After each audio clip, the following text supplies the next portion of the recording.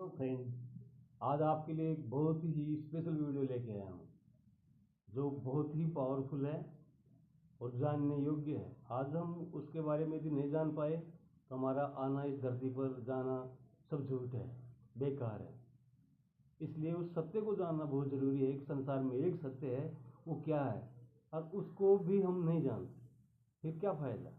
कोई भी नहीं जानता, ऐसी तो बात नहीं है कोई भी नहीं जानता, कोई तो जानता है। सत्य को कोई तो जानता है, पर वो सत्य क्या है? एक सत्य, संसार में एक ही सत्य है, दो नहीं हो सकती। सत्य एक ही है, एक ही रहेगा, दो कभी हो ही नहीं सकते। कोई माई का लाल कर ही नहीं सकता दो सत्य। सत्य एक है, पर वो क्या है? अब कई लोग बोलते हैं शिव सत्य है, कोई बोलता है मृत्यु सत्य है, कोई बोलता है आकाश सत्य है, कोई बोलता है धरती जो सत्य है। मैंने कहा वो सत्य है, मैंने वो किया वो सत्य है। मतलब ये सत्य नहीं है। असलियत सत्य क्या है, उसके बारे में हम आपके साथ एक चर्चा करेंगे, छोटी सी, ज़्यादा हमारे पास टाइम नहीं है। इसलिए और आपके फ़ायदे के लिए, हमारे लिए आप कुछ भी ना करें प्लीज़, कोई लाइक कमेंट कुछ भी ना करें, सब्सक्राइब वगैरह हमारे फ़ायदे के लिए कुछ मत करना आप। हम आपको फ़ायदा देने के लिए आए हैं। हमें अपना कोई फ़ायदा नहीं चाहिए। हमारा काम चल रहा है, बहुत बढ़िया तरीके से चल रहा है। हम अपनी मेहनत से इतना कमा रहे हैं, आपको खाया नहीं जा रहा है। हम चोरी चकोरी क्यों करेंगे किसी की, क्यों हम झूठ पाखंड करेंगे? इसलिए हम सत्य की तरफ ज़्यादा झुकाव और सत्य ही जानने की कोशिश की और सत्य ही जाना है। और उस सत्य तक पहुंचने में बहुत समय लगता है, ऐसे नहीं सत्य तक पहुंचा जा सकता है। और जब सत्य का है मालूम नहीं तो फिर जीने का कोई फायदा नहीं है। इसलिए मैं कह रहा हूँ सत्य क्या है उसके बारे में जान लें। संसार में एक ही सत्य, वह क्या है? अब बहुत लोग कई कई बातें करते हैं, मैं ऐसे दाएं बाएं ज़्यादा पलोथड़ लगाने की जरूरत नहीं करूँगा। अगर भी कोई भी इस बात में मैं पलोथड़ लगाऊँ, इस बात को ज़्यादा खींचूँ, जब आके आपको बताऊँ, नहीं, ऐसी कोई बात नहीं है। मैं आपको फटाफट से बता देना चाहता हूँ सत्य एक है, और वह क्या है। उसको जानने के लिए हमें कोई जन्म लेने पड़ जाएंगे तो भी नहीं पता चलेगा सत्य क्या है। संसार में सब झूठ है, संसार में सब झूठ है, एक भी सत्य नहीं है, एक ही सत्य है। वो क्या है? बड़े बड़े लोगों से पूछा है मैंने, खूब लोगों से पूछा है। अरे छोड़ो, उन टॉपिक की बात नहीं करेंगे हम तो सिर्फ इतना बताना चाहते हैं, इतना जानना चाहते हैं।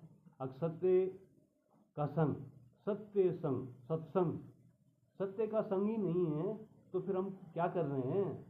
इतनी मेहनत कर रहे हैं, भाग दौड़ कर रहे हैं, कुछ भी कर रहे हैं, सत्य का पता ही नहीं है, फिर क्या फ़ायदा एक भाग दौड़ का, है ना? इसलिए मैं बताना चाहता हूँ कि भाई सत्य को जान लो।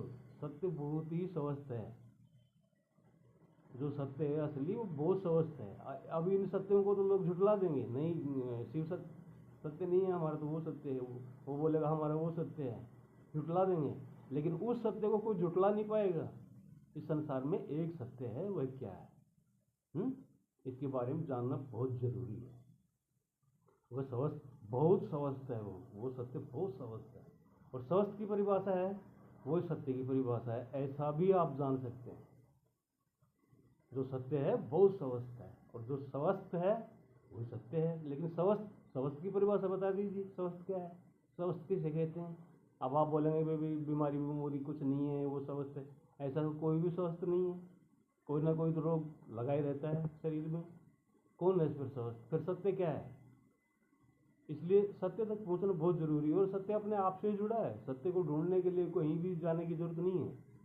सत्य अपने आप में ही सत्य है, और अपने अपने आप से जुड़ा हुआ है। आप स्वयं के पास ही है वो सत्य, वो जुड़ा हुआ है आपसे। उस पर हमें मनन करना, उसके बारे में जानना बहुत जरूरी है। सत्य यह है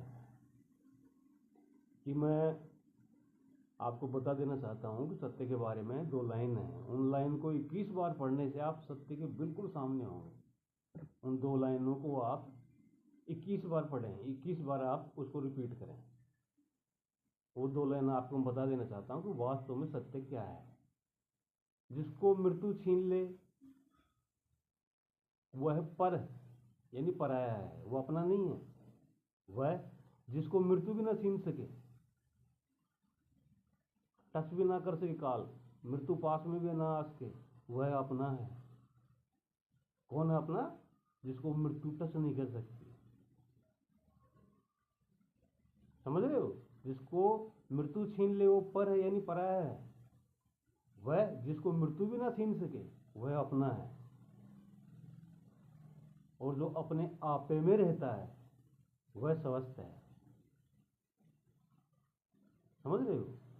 जो अपने आपे में, अब बड़े बड़े लोगों को आपने देखा होगा, आप हो सकता है वर्कर हैं, वर्कर ही हैं, सब अपना अपना काम कर रहे हैं, है ना। तो कहीं भी आप देखा होगा लोगों को अपने आपे से बाहर होते हुए, बड़े बड़े पदवी पर हैं लेकिन फिर भी 2 मिनट में अपने आपे से बाहर हो जाते हैं। क्या वो पढ़े लिखे माने जाएंगे? जो आपे से बाहर हो गया वो पढ़ा लिखा समझदार कहाँ, कौन बोलेगा कि वो पढ़ा लिखा समझदार है? उन डिग्री की कोई वैल्यू नहीं है। वैल्यू किस बात की है? जो अपने आपे में रहता है, अपने आपे में रहकर अपना जैसा दूसरे को समझता है और अपने आप को और दूसरे में एक बाल का इतना भी फर्क नहीं समझता है। समझ रहे हो? वो है विद्वान। वो है सब पढ़ाइयों की हुई सारी डिग्रियां प्राप्त किया हुआ वो पुरुष है, चाहे वो एक क्लास भी ना पढ़ा हो।